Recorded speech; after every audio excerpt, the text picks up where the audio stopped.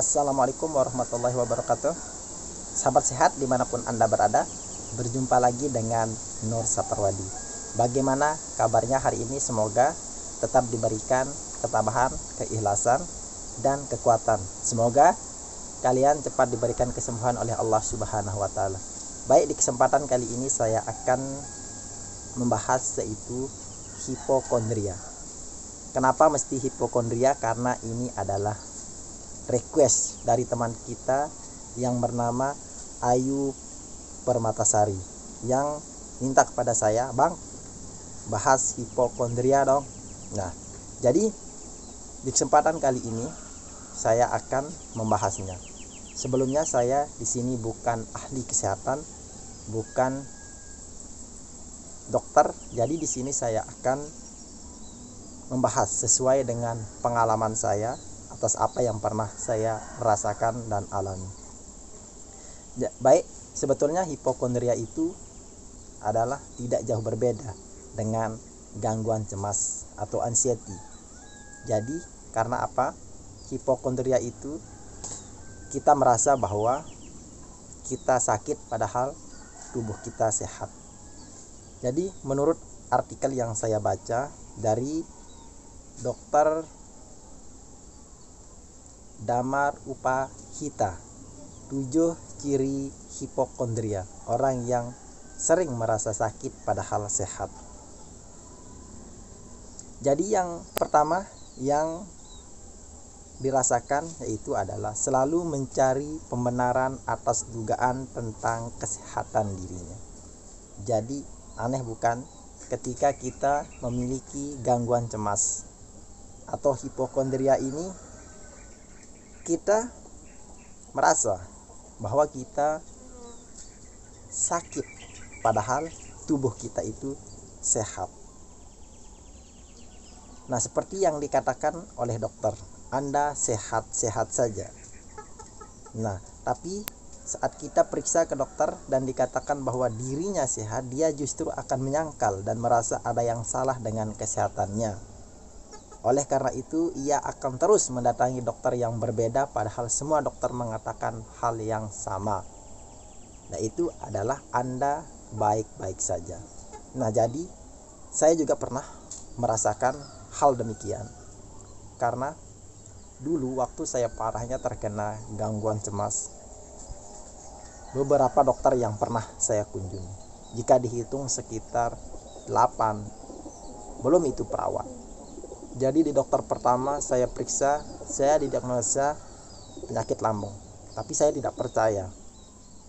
Dan tensi tinggi, saya tidak percaya. Akhirnya mencari dokter lain untuk pembenaran, tapi hasilnya sama, yaitu tidak ada penyakit yang serius. Jadi sebenarnya itu adalah hal yang paling sulit yang menyebabkan Anda sulit keluar dari gangguan cemas. Yang kedua, suka periksa kesehatan secara tidak wajar. Kenapa? Seperti ini, orang yang sering merasa sakit mungkin akan selalu membawa termometer kemanapun. Sedikit-dikit ia akan langsung cek suhu tubuh dengan termometer karena merasa gelisah. Padahal sebenarnya tidak ada yang salah dengan kesehatannya. Nah, ini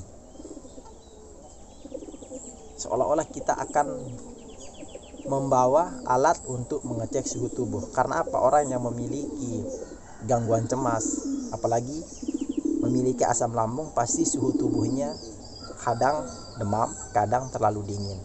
Apalagi saat ini, di saat pandemi, di saat corona, pasti kita merasa jangan-jangan saya terinfeksi dengan virus corona. Karena setiap hari suhu tubuh kita berbeda. Yang ketiga, gejala ringan dikaitkan dengan penyakit serius. Kenapa seperti ini? Contoh sederhana, flu, sakit tenggorokan, jantung berdetak kencang, perut sakit, kita mengaitkan dengan penyakit serius. Jangan-jangan amandel, jangan-jangan penyakit jantung, jangan-jangan penyakit ginjal, dan kita terlalu sering berandai-andai. Padahal semuanya itu adalah baik-baik saja. Intinya jangan takut, jangan khawatir, enjoy. Pada dasarnya Anda baik-baik saja, tinggal bagaimana kalian itu mengontrol pola pikir yang selalu terbang, berpikir jauh ke depan. Pada dasarnya tidak akan terjadi apa-apa. Yang keempat, selalu merasa sakit.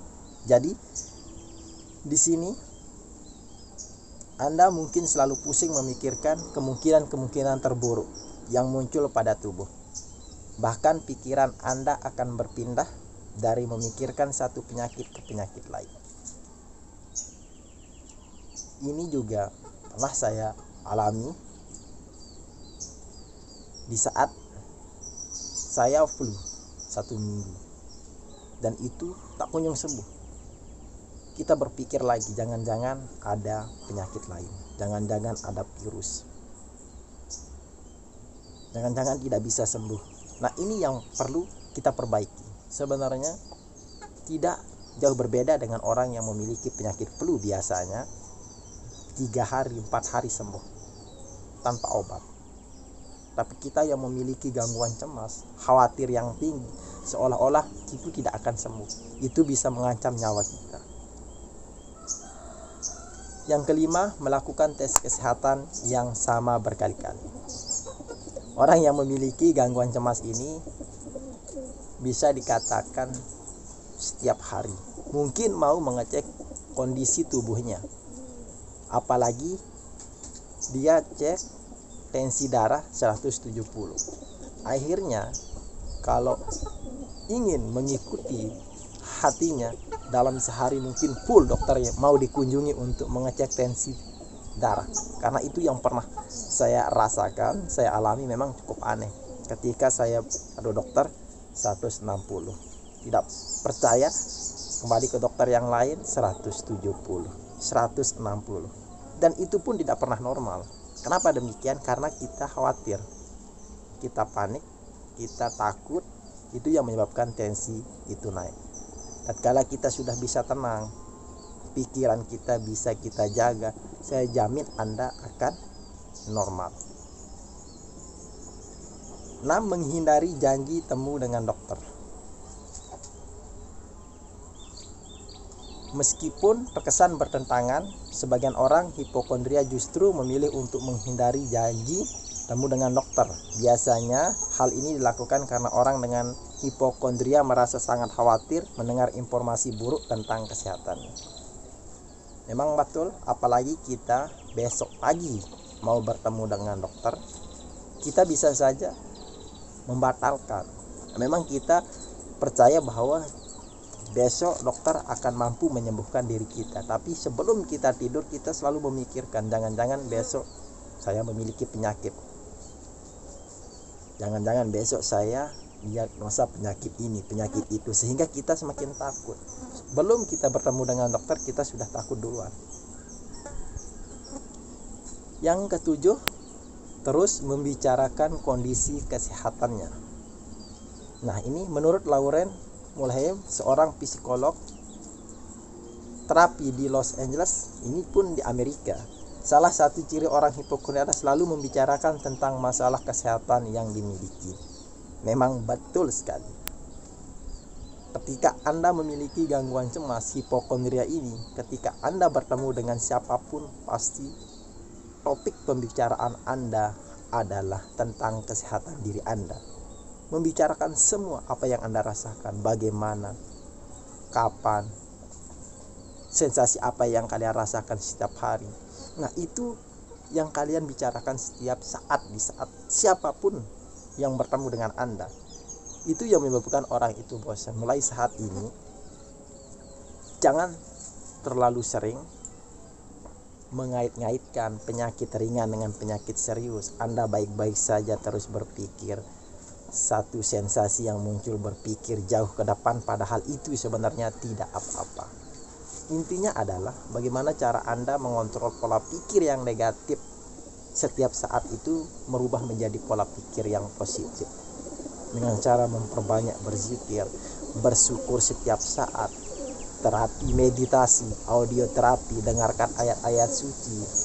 Insya Allah secara perlahan gangguan cemas yang Anda rasakan akan berkurang dengan sendirinya. Lama kelamaan ketika Anda sudah mampu mensibukkan diri dengan hal-hal positif, maka saya yakin kalian akan sembuh.